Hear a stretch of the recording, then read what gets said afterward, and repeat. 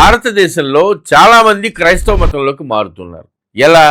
ఒత్తిడితో, లేకపోతే ప్రలోభాలతో. కానీ మారిన తర్వాత పూర్తిగా క్రైస్తవులాగా జీవిస్తున్నారా?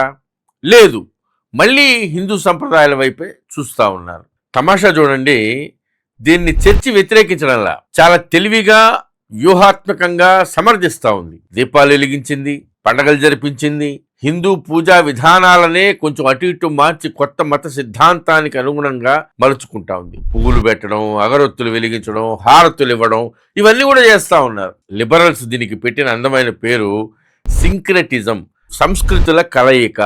కానీ నిజానికి దానికి సరైన పేరు ఇన్కల్చరేషన్, సంస్కృతి వికృతీకరణ.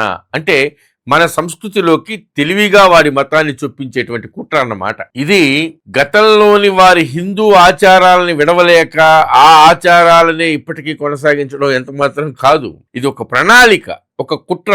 హిందూ సంస్కృతి రూపాన్ని తీసుకుని దానిలోకి నెమ్మదిగా క్రైస్తవ మత సిద్ధాంతాన్ని చొప్పించడం, ఆ ఆచారాల్లో ఉన్నటువంటి హిందూ ఆత్మని తీసేయడం, తర్వాత దాన్ని క్రైస్తవ లేబుల్తో మళ్ళీ రీప్యాక్ చేయడం. చర్చిల నిర్మాణాలు మన దేవాలయాల్ని అనుకరిస్తున్నాయి. మన భజనలే వేరే పేర్లతో పాడబడతా ఉన్నాయి. మన పండుగలే బైబిల్ కథలతో కప్పబడుతున్నాయి. నెమ్మదిగా, చాలా నెమ్మదిగా ఆలోచించే స్వేచ్ఛనిచ్చే ధర్మం అసలు ఆలోచనలకే తాళం వేసేటువంటి ఒక సంకుచిత మతంగా మారిపోతా ఉంది. సరిహద్దు చెరిగిపోతా ఉంది. ఇది కలయిక కాదు, ఇది విస్తృతమైనటువంటి ధర్మాన్ని సంకుచితమైనటువంటి మత సిద్ధాంతాలలో జీర్ణం చేసుకోవడం, స్వాధీనం చేసుకోవడం, ఆక్రమించుకోవడం. మన సంస్కృతిని కవచంగా చేసుకుని మన ఆచారాల నీడలో యేసు నెమ్మదిగా లోపలికి చొరబడ్డాం.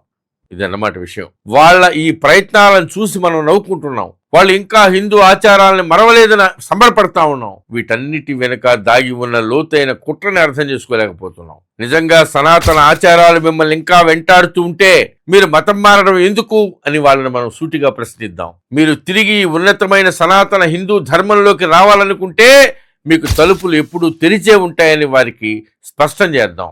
ఎందుకంటే సనాతన హిందూ ధర్మం ఎప్పుడు కూడా ఉదారమైంది, శాశ్వతమైంది. భారత్ మాతాకి జై.